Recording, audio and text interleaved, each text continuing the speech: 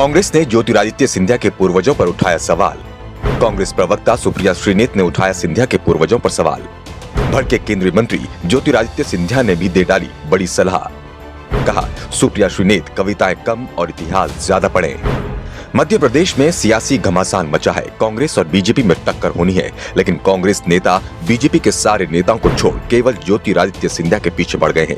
सिंधिया की वजह से कांग्रेस की सरकार चली गई थी और आज भी सिंधिया अकेले कांग्रेस पर भारी पड़ते दिख रहे हैं। बस इसीलिए कांग्रेस हाथ धोकर ज्योतिरादित्य सिंधिया को घेरने में लगी है। एक तरफ कमलनाथ सिंधिया के गढ़ को जीतने के लिए सब कुछ करने को तैयार है, तो दूसरी तरफ कांग्रेसी नेता सिंधिया से लेकर उनके पूर्वजों तक को कटघरे में लेकर आ रहे हैं। कांग्रेस की महिला नेता और पार्टी प्रवक्ता सुप्रिया श्रीनेत ने मध्य प्रदेश के दिग्गज नेता और केंद्रीय मंत्री ज्योतिरादित्य के पूर्वजों पर सवाल उठाया। सुप्रिया ने सोशल मीडिया की एक पोस्ट पर उन्हें घेरने की कोशिश की।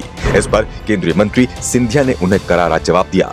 उन्होंने सुप्रिया को कविताएं कम पढ़ने और इतिहास ज्यादा पढ़ने की सलाह दी। अब इस मसले पर सियासत गर्मा सकती है। दरअसल 10 फरवरी को केंद्रीय मंत्री ज्योतिरादित्य सिंधिया ने ट्वीट किया। ट्वीट में लिखा, आज के दिन 1771 में दिल्ली जीतकर हिंदुस्तान की अखंडता की रक्षा करने के लिए मेरे पूर्वज और प्रेरणा स्रोत द ग्रेट मराठा कहे जाने वाले पाटिल बुआ महाराजा महादजी सिंधिया को इतिहास में दूरदर्शी राजनेता का सम्मान दिया गया। उनके महान शौर्य और बलिदान को कोटि कोटि नमन। उनके इस ट्वीट पर सुप्रिया श्रीनेत ने ट्वीट किया और लिखा, सोचा पूछ लूं 1857 की क्रांति में पूर्वज कहाँ थे। इसके जवाब में केंद्रीय मंत्री सिंधिया ने फिर ट्वीट किया, सुप्रिया श्रीनेत कविताएं कम और इतिहास ज्यादा पढ़ें।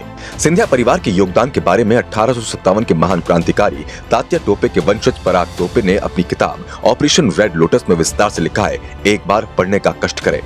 इसके बाद ही सिंधिया पर कांग्रेस हमलावर हो गई। लगातार ज्योतिरादित्य सिंधिया को ही घेरा जा रहा है। कुछ दिन पहले मध्य प्रदेश के पूर्व मुख्यमंत्री कमलनाथ ने कहा था, अब हमें किसी सिंधिया की जरूरत नहीं, वो कोई तोप नहीं। अगर तोप होते तो ग्वालियर और मुरैना का महापौर का चुनाव क्यों हारे। कमलनाथ को जवाब देते हुए सिंधिया ने भी पलटवार किया था।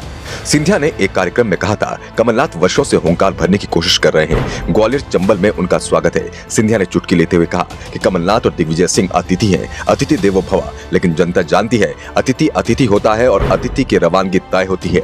सिंधिया ने कहा कि चुनाव में ग्वालियर चंबल अंचल की जनता दोनों को रवाना कर देगी। फिलहाल सोशल मीडिया पर कांग्रेस नेता और महाराज के बीच तू मैं हुई तो यूजर्स भी इस युद्ध में कूद पड़े। एक यूजर ने लिखा, इतिहास की बात अपनी जगह है, लेकिन अब आपकी निष्ठा जहां है वहां आपके परिवार को सच्चा राष्ट्रवादी और आप पर सवाल उठाने वालों को राष्ट्रद्रोही बना देना उनके बाएं हाथ का खेल है। सौरभ नाम के यूजर ने सिंधिया के ट्वीट पर लिखा, भाई साहब इन मैडम को जवाब ही क्यों देना, जवाब देकर इनकी वैल्यू ना बढ़ाएं। खुद का भविष्य और भूतकाल पता नहीं है और दूसरे के पूर्वज जानने की ख्वाहिश है। निराला चंदन नाम के एक यूजर ने कमेंट किया, मंत्री जी वैसे तो यहाँ आपका नाम कहीं नहीं लिखा गया है, फिर आपको मिर्ची क्यों लगी। ये तो वही बात हो गई कि चोर की दाढ़ी में तिनका।